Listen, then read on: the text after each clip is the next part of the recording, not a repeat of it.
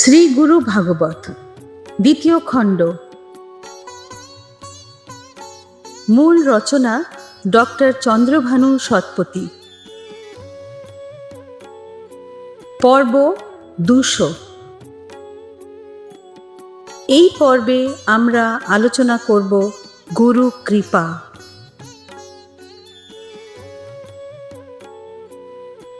বিশ্বের সদ্গুরুর প্রতি ও যাহারা জ্ঞান প্রদানে প্রকৃত অর্থে সহায়ক ভূমিকা পালন করে চলেছেন, তাহাদের উদ্দেশ্যে আমাদের প্রণতি।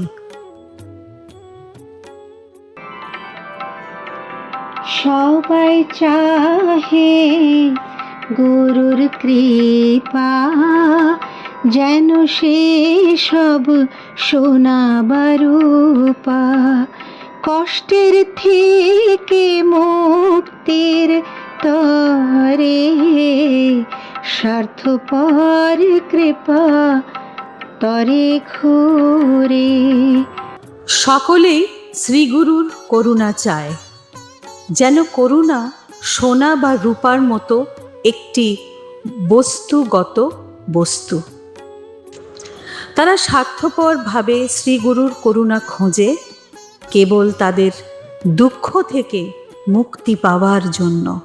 গুরু ও শিষ্য এই দুই রূপ, সাথে মিলে প্রভুর স্বরূপ।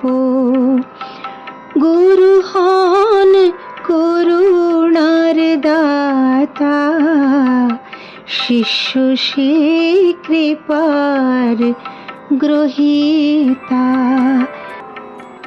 যদিও শ্রীগুরু এবং শিষ্য দুটি ভিন্ন রূপে, তবুও মূলত তারা একসাথে ঈশ্বরের রূপ ধারণ করে। শ্রীগুরু হলেন করুণার দাতা আর শিষ্য হলেন এর গ্রহীতা। ইচ্ছাহীন হন সদ্গুরু, কিন্তু কৃপাময় ভক্ত তরে। যার পরে তার কৃপা ঝরে, জ্ঞান আর ভক্তি মিলে তারে।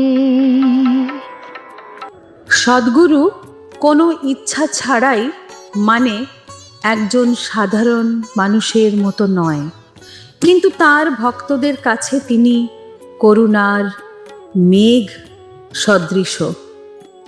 তিনি যে ভক্তের উপর করুণার বৃষ্টি ঝরান, সে ভক্ত জ্ঞান এবং ভক্তির দান পান। কৃপার গুরু সহজাত, ভাব কৃপা তত্ত্বপ্রত। কৃপা কভু বুদ্ধিজাত নহে, কৃপা সদা ভাব সিক্ত রহে। শ্রীগুরু এবং তাঁর করুণা একসাথে জন্মগ্রহণ করে। আধ্যাত্মিক আবেগ এবং করুণা একে অপরের সাথে অন্তর্নিহিতভাবে জড়িত। করুণা নিছক বুদ্ধিমত্তা থেকে উদ্ভূত হয় না। করুণা সর্বদা দিব্য আবেগ বা প্রেমে পরিপূর্ণ। শ্রীগুরুর চরণে আমাদের সবাইকার সাষ্টাঙ্গ প্রণাম।